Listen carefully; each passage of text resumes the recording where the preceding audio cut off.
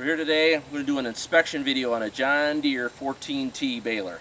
This would be a later serial number, but pretty much the clutch drive units are about all the same. We're going to start up here in the front. Always take a look at your bearings, your universal joints. Make sure your tongue brackets are tight. Your tongue latch. You can see this one's missing the spring that goes in here to hold it down tight. Over here on the side, this is a big wear item here. There's a clutch unit inside here. As you can see where I'm taking my fingers, I can roll this clutch back and forth. There's a spline center in there, and these balers are noted for that spline center tearing out of there. On this one here, you also notice it's got a seal, bad seal in the gearbox.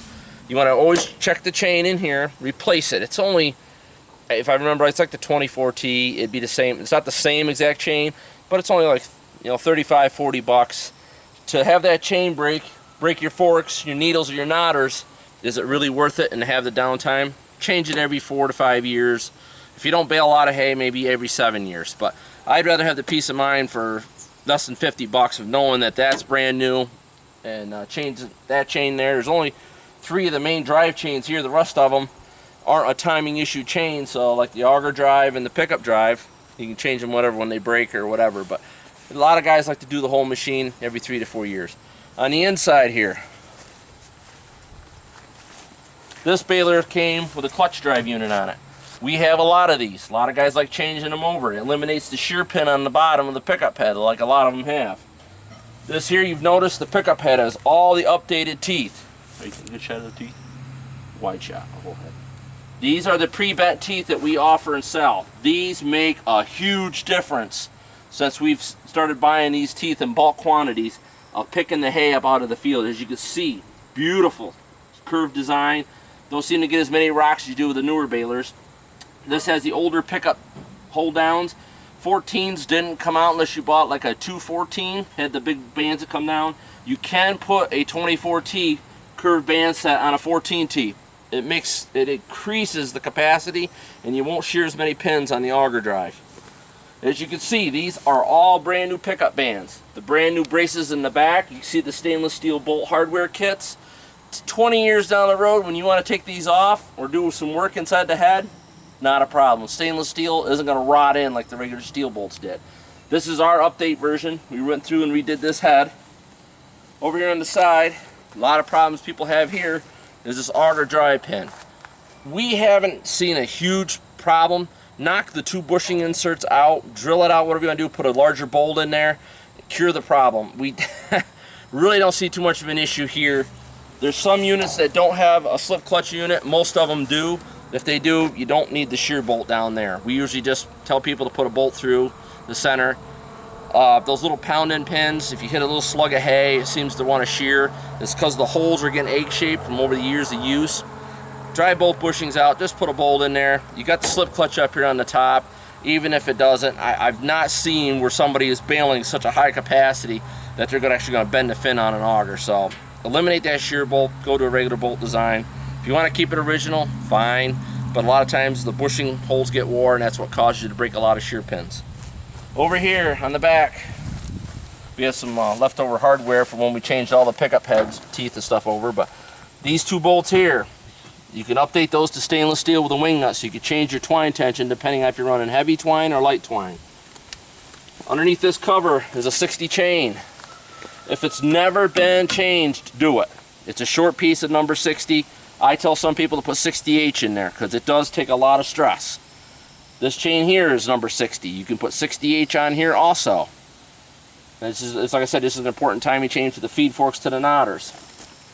Springs, make sure you replace your springs. As you see your saddles, just do a physical inspection of the baler, your baling chamber.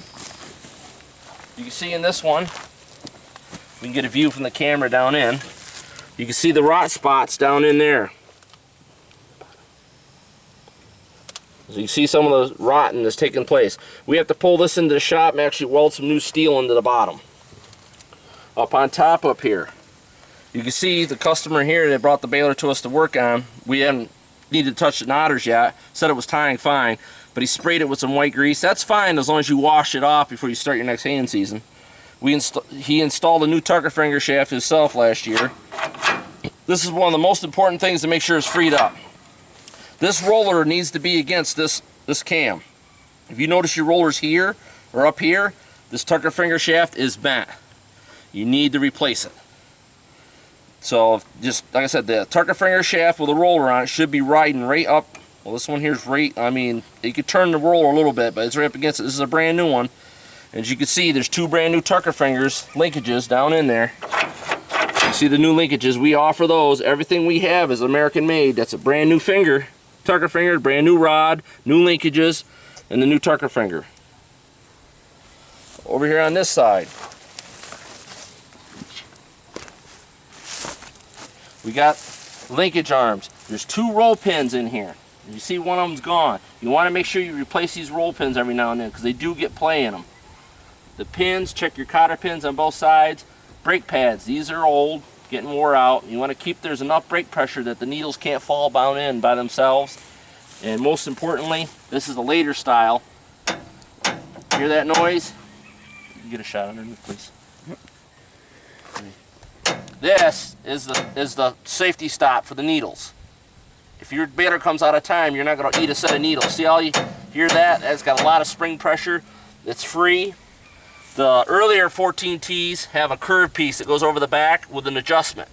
You know, that adjustment's pretty critical, but you want to make sure that's going to hit that plunger and stop it from hitting your needles. Here's a grease fitting on the side for that. We're here behind the tires for the plunger stop. Some of the earlier models, they're up underneath. On the rest of this baler, it's pretty much chains, cotter pins, and just doing a basic look over the baler. Your plunger knives that cut the hay. We don't offer an aftermarket yet for the knives, for the plungers for these, but we do have a place where people have been sending them to us. We send them out and get them professionally sharpened. We don't do it. We put some edges on some. We're not really good at it, so we send it out and get it done.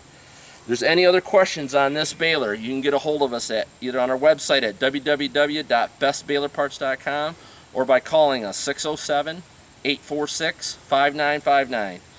And if you have any other problems with the baler or concerns, get a hold of me, email me, call me at that number. Let me know and we'll do a video for you specified to what you're looking at for the baler, but we do offer some videos for the 14Ts. With that being conclusion here, if there's anything else, like I said, call our website, call the phone number or look up on the website. And have a great day.